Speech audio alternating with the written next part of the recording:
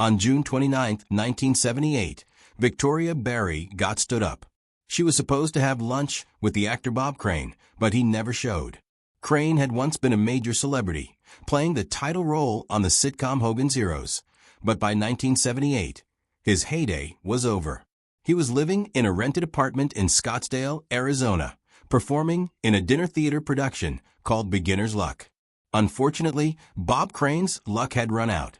When Crane missed their lunch meeting, Barry decided to pay a visit to his apartment.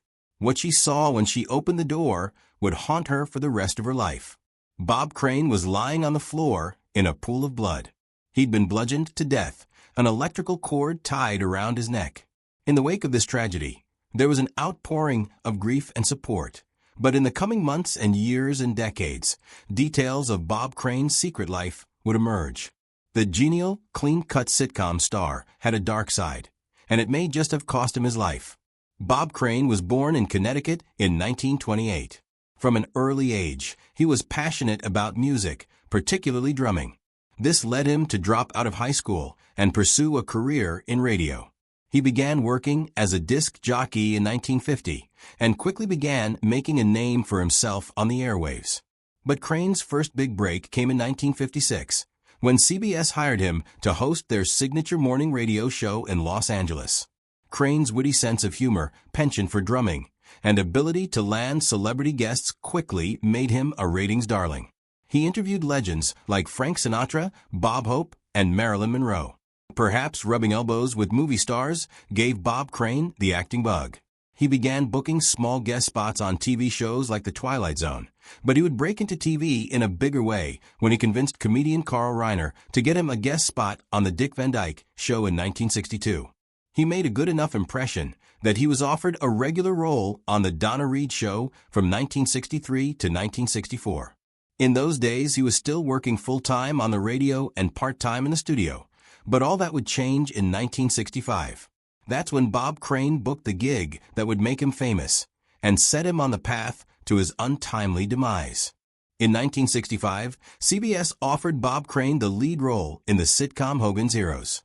His witty radio persona and guy-next-door type appearances on TV had impressed executives enough to land him in primetime. Hogan's Heroes was an unlikely comedy in that it was set in a German prisoner of war camp in World War II. The show pitted a group of Allied prisoners running a secret espionage operation against the vain and incompetent Commandant Colonel Klink. Bob Crane played Colonel Robert Hogan, the senior POW in the camp and the mastermind behind the prisoners' sabotage and information-gathering efforts. The show was an instant hit, immediately becoming one of the top 10 most popular programs in its first season. Bob Crane was suddenly catapulted into national stardom, securing Emmy nominations for Best Actor in 1966 and 1967. But Crane's tenure on Hogan's Heroes was also when his personal life began to take a noticeable turn that, in hindsight, was indicative of troubles to come. Crane had married his high school sweetheart 20 years prior to being cast in Hogan's Heroes. During the first season, he'd had an affair with his co-star Cynthia Lin. When she left the show, he took up with her replacement, Patricia Olsen.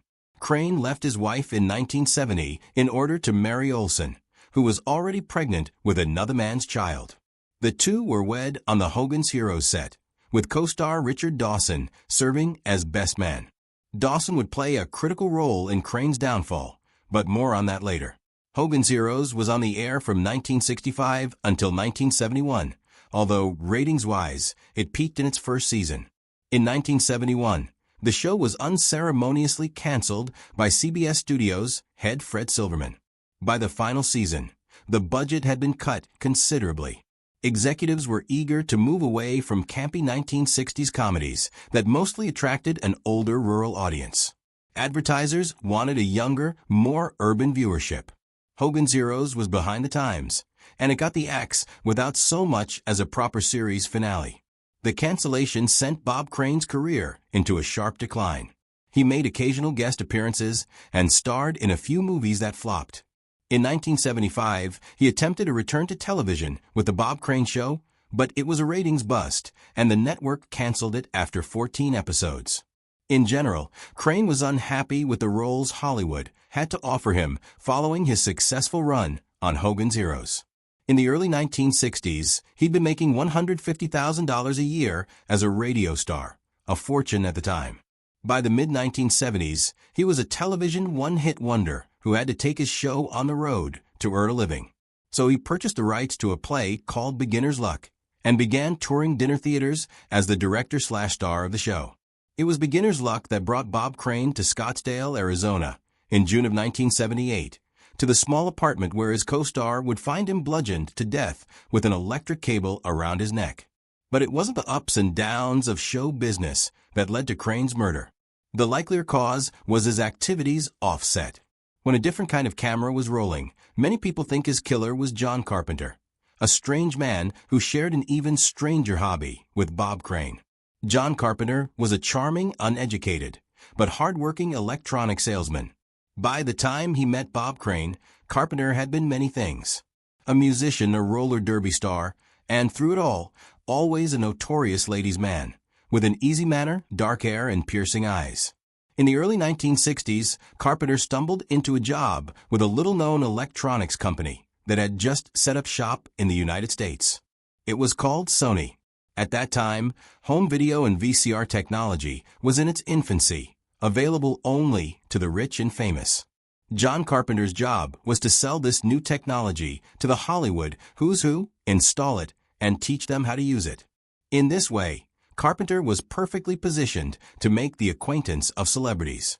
One of his first customers, whom he dealt with personally, was Elvis Presley. Another of Carpenter's clients was Richard Dawson, co-star of Hogan's Heroes and future host of Family Feud. As it so happened, Carpenter and Dawson struck up a friendship. Both were lovers of food, billiards, and pretty girls. But when Dawson introduced John Carpenter to Bob Crane, it quickly became clear that the latter two men had even more in common. As much of a ladies' man as Carpenter was, Bob Crane was in another league. Despite marrying his high school sweetheart and having a family young, Crane had long been a sex addict. Opportunities for extramarital affairs exploded when he became a TV star, one of the most recognizable men in America. No doubt Carpenter was impressed by Crane's ability to use his fame to seduce women. No doubt he immediately saw an opportunity for himself. But Bob Crane saw an opportunity to get something he wanted out of John Carpenter as well. He had his own reasons for taking an interest in the personal film and photograph technology Carpenter was peddling to the Beverly Hills elite.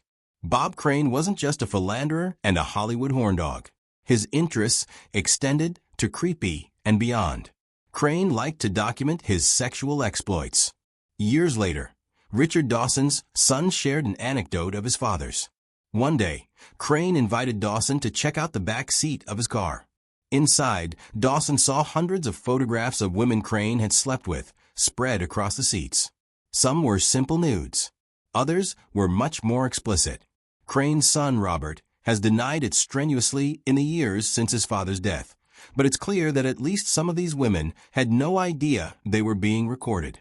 Some only found out when they were alerted by police following Crane's murder.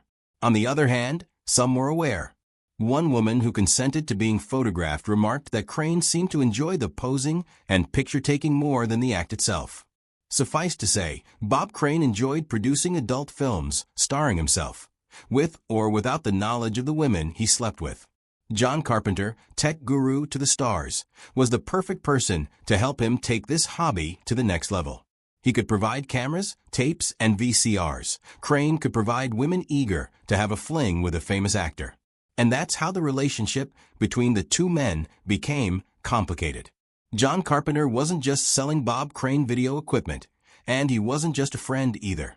The two became swinger pals, picking up women together and enjoying their company together, and, naturally, filming it. They would visit bars and nightclubs together, where Crane's celebrity status attracted attention from women. Crane typically introduced Carpenter as his manager, which no doubt made the prospect of sleeping with him more enticing. The two continued this partnership for years. When Crane began touring, Carpenter took a job as a national sales manager for Akai Electronics, which allowed him to coordinate work travel to spend time with his friend on the road. In fact, Carpenter had flown into Arizona to spend some time with Crane just a few days before the murder. Now at this point, you're probably thinking one thing. John Carpenter murdered Bob Crane. There was some kind of falling out or jealousy or unrequited love that exploded into violence. That may be the case. But the circumstances of Bob Crane's death, the questions of who was responsible, it's all even murkier than it seems to this point. When police searched Bob Crane's Scottsdale apartment, they quickly found his vast collection of home movies. That led them straight to John Carpenter, who immediately became suspect number one. Carpenter's rental car was seized. Inside, police found several blood smears that matched Crane's blood type, a trait shared by only 1 in 7 people. No one with that blood type had been in the car during the time Carpenter had rented it. As far as hard evidence goes, though, that was it. DNA testing wasn't yet available in 1978. Police knew of the relationship between Carpenter and Crane. They suspected, but could never prove, that Crane had been bludgeoned to death with a camera tripod. The entire case was circumstantial. And in fact, it wasn't a case since prosecutors declined to press charges. That changed in 1994 when police found a startling piece of overlooked evidence in a crime scene photo of Carpenter's rental car. The photo contained what police claimed was a piece of brain matter. Carpenter was arrested and tried for the murder of Bob Crane.